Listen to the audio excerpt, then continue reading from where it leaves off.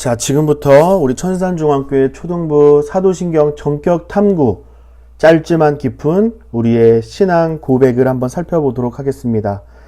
이 영상은요, 공과 활동, OX 퀴즈 나갔던 그 문제 해설 영상입니다. 우리 친구들과 함께 풀어보도록 할 텐데요. 우리는 사도신경을 다루면서 이런 질문을 할 수 있겠죠. 성경에도 없는 사도신경, 우리가 왜 배워야 하죠?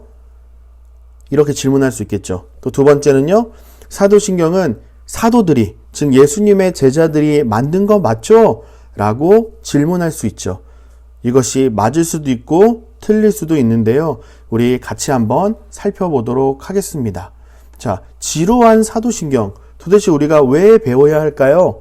중요하기 때문이죠. 아주 중요한 내용을 담고 있기 때문에 우리는 신앙 고백을 하고 있지만요, 그 뜻이 무엇인지도 배워야 할 필요가 있습니다.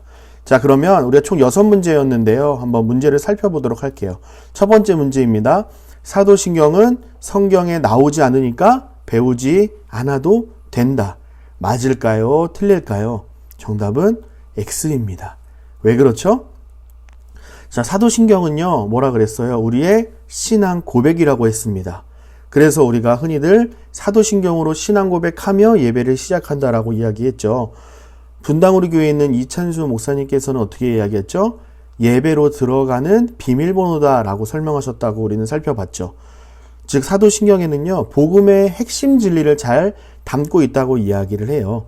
사도들이 직접 만들었다? 아니요. 예수님의 제자들이 직접 만들었다? 그런 뜻이 아니라요, 사도들이 전했던 가르침, 바로 예수님의 제자들이 가르쳤던 그 내용들을 담고 있는 거예요. 그게 바로 사도신경이라는 겁니다. 자, 두 번째입니다. 히브리서 4장 14절에 기록된 도리, 이 믿는 도리라는 단어는 같은 말을 하다라는 뜻에서 나왔다. 맞으면 O, 틀리면 X. 정답은 뭘까요? 정답은 O입니다. 믿는 도리는요, 신앙 고백을 말해요. 즉 도리라는 말은요, 고백을 뜻해요. 그러니까 우리의 신앙 고백이 되겠죠. 도리는요, 문제에서 나온 것처럼 같은 말을 하다라는 뜻에서 나왔어요. 그러므로 우리의 신앙을 같은 말로 고백해야 할 필요가 있는 거죠. 그래서 사도신경 그리고 주기도문 같은 고백문이, 기도문이 우리에게는 반드시 필요한 거예요. 꼭 기억할 수 있기를 바랍니다.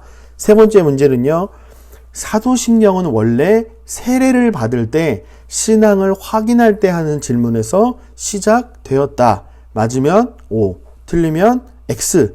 정답은요, O입니다. 원래 이 사도신경은요, 세례 받을 때 하는 질문에서 시작되었어요. 전능하신 하나님 아버지를 믿습니까? 아멘. 그분의 독생자 주 예수 그리스도를 믿습니까? 아멘. 성령님을 믿습니까? 아멘. 이라고 많은 사람들 앞에 자신의 신앙과 믿음을 고백했을 때, 그때야 비로소 세례를 주었죠. 우리 친구들 꼭 기억할 수 있기를 바랍니다. 벌써 네 번째네요. 네 번째. 사도신경이라고 이름 지은 것은 사도들이 직접 만들었기 때문이다. 맞을까요? 틀릴까요? 정답은 X입니다. X. 아니에요. 사도신경, 이거는 두 개가 합친 말인데요, 사도들이 직접 만들었다는 뜻이 아니에요. 이 사도신경 할 때 사도는요, 예수님의 12 제자를 말해요. 그리고 신경은요, 영어로 하면 creed, 즉 신념을 말해요. 그러니까 내가 믿는 내용, 믿음을 말한다는 거겠죠. 따라서 사도신경은요, 사도들의 가르침이고요, 예수님의 가르침을 잘 담고 있다 라는 뜻에서 사도신경이라는 이름이 정해진 거예요. 자, 다섯 번째입니다. 삼위일체라는 말이 있었죠. 이 삼위일체는 성부 하나님, 성자 예수님, 성령 하나님이 세 분이지만 한 분임을 말하는 용어다. 맞을까요? 틀릴까요? 정답은 O입니다. 맞아요. 사도신경은요, 그 내용을 보면요, 삼위 하나님에 대한 신앙 고백이 기록되어 있어요. 삼위 하나님이란 뭐예요? 성부 하나님, 성자 예수님, 성령 하나님을 말하죠. 하나님은요, 삼위, 즉 세 분이지만 한 분이시다 라고 말하는 것이 삼위일체예요. 우리 지난주에 살펴봤죠. 1 더하기 1 더하기 1은 1이다. 이거는 아무리 똑똑한 사람도 도저히 이해할 수 없는 공식이라 그랬어요. 이 공식을 우리는 도저히 이해할 수 없지만 성경은 분명히 삼위 하나님이 한 분이시다 라고 우리에게 가르쳐주고 있어요. 그러므로 우리는 이 사실을 믿을 수 있어야 해요. 그리고 우리 친구들이 믿고 고백하기까지 나아가기를 주님의 이름으로 간절히 축복합니다. 자, 마지막 6번째입니다. 예수님을 믿는 사람은 다 하나님의 자녀가 된다.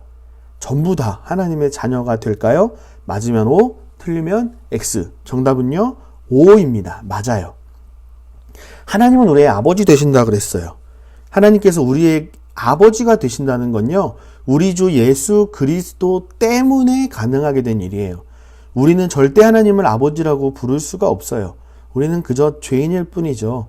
그런데 예수님은요, 하나님을 아버지라고 부르잖아요. 실제로 예수님은 하나님의 아들이고요.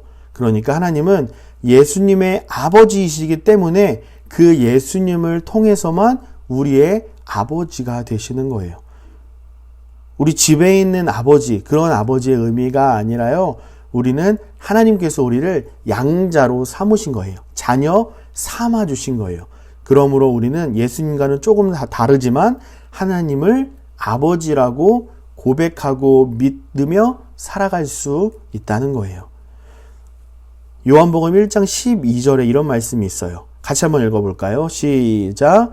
영접하는 자, 곧 그 이름을 믿는 자들에게는 하나님의 자녀가 되는 권세를 주셨으니. 아멘. 영접한다는 것은요, 믿는다는 걸 말해요. 누굴 믿어야 하냐면 그 이름을 믿는 자들. 그 이름은 누구죠? 바로 우리 예수님이십니다.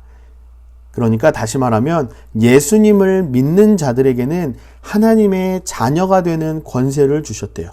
여기서 권세는 자격이나 권한을 말해요. 그러니까 예수님을 믿으며 살아가는 자들에게는 하나님의 자녀가 되는 권한과 자격을 주셨다는 거예요. 그러므로 우리는 예수님을 믿음으로 말미암아 하나님을 아버지로 모시며 살아갈 수 있다는 사실을 꼭 기억할 수 있기를 바랍니다. 하나님을 아버지라고 모시며 살아가는 자들은요, 하나님께서 주시는 그 위로와 우리를 지키시고 인도하신다는 것 때문에 이 어려운 상황 가운데에서도 참된 평안을 누리며 살아갈 수 있다는 사실을 꼭 기억할 수 있기를 바랍니다. 첫 번째 공과 마치도록 하겠습니다.